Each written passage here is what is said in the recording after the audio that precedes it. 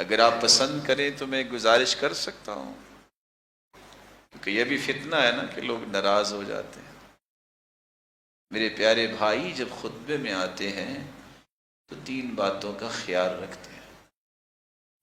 آپ غصہ نہ کیجیے گا، کر بھی لیں گے تو حرج کوئی نہیں ہے، غصہ چھوڑ دیں گے تو جنت کی بشارت بھی ہے، کر لیں گے تو اپنے نقصان کریں گے۔ جب خطبہ شروع ہو جائے، دنیا کی کوئی ہستی آتی ہے، نہ اس کے استقبال کے لیے جائیں، نہ کسی اور کام کے لیے جائیں۔ آپ شرعی طور پہ اس بات کے پابند ہیں کہ سب کام چھوڑ کے آپ اس وقت اللہ اور اس کے رسول کی بات سنیں۔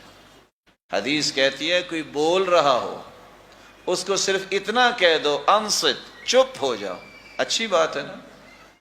یہ انصت کہنا یہ بھی لغو بات ہے، تو مجھے امید ہے کہ آپ ذرا اس پہ نظر ثانی فرمائیں گے۔ آپ جہاں بیٹھے ہوں سکون سے اللہ اور اس کے رسول کی بات سنا کریں۔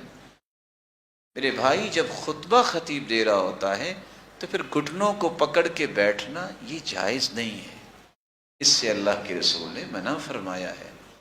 تو یاد رہے گا انشاءاللہ۔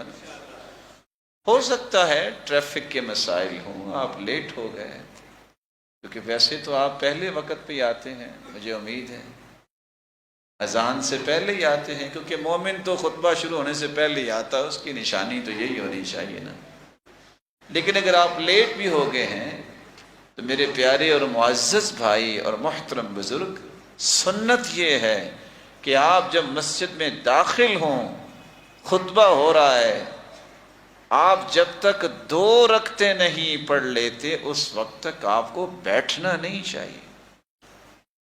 سلیک الغطفانی رضی اللہ تعالی عنہ، کیا نام میں نے بولا ہے؟ تشریف لائے، بیٹھ گئے۔ آپ نے فرمایا ارکعت رکعتین، تم نے 2 رکعتیں پڑھی ہے؟ کہا وہ تو میں نے نہیں پڑھی۔ فرمایا قم فصل رکعتین، اٹھو پہلے 2 رکعتیں پڑھو پھر بیٹھو۔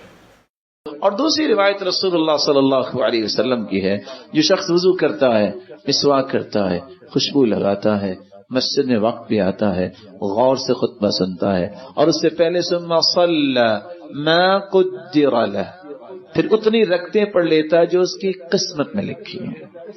صحابہ نے 2 بھی پڑھی ہیں، 4 بھی پڑھی ہیں، 6 بھی پڑھی ہیں، 8 بھی پڑھی ہیں، 10 بھی پڑھی ہیں، اور یہ ساری روایتیں ابن القیم لے کے آئے ہیں۔ لیکن باقاعدہ سنت جو ہے اس کو ثابت کرنا پڑے گا۔ رسول اللہ صلی اللہ علیہ وسلم کا طریقہ مبارک یہ تھا، آپ ممبر پہ آتے اور سب سے پہلا کام کرتے السلام علیکم، سلام کہتے، سلام کہنے کے بعد اذان ہوتی اور اذان کے بعد خطبہ شروع ہو جاتا۔ بات جمعے کی آئی ہے، حدیث میں آتے من صلی الجمعہ فلیصلی بعدہا 4، جو شخص جمعہ کی نماز پڑھتا ہے اس کو جمعہ کے بعد 4 رکعتیں پڑھنی چاہیے۔ ابو حازم روایت کرتے ہیں آپ 2 مسجد میں پڑھ لیتے اور 2 گھر جا کے پڑھتے۔ آپ مسجد میں 4 بھی پڑھ سکتے ہیں، اور آپ 2 مسجد میں پڑھ لیں اور 2 گھر جا کے پڑھ لیں، تو صحیح مسلم کے ابو حازم کی یہ روایت بھی اسی بات کی طرف اشارہ کر رہی ہے۔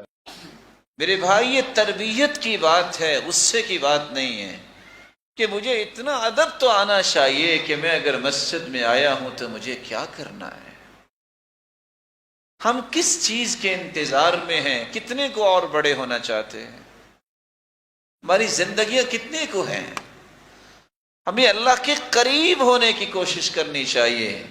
ہم قبر کے قریب ہو رہے ہیں، اس سے پہلے اپنے رب کے قریب ہونا چاہیے۔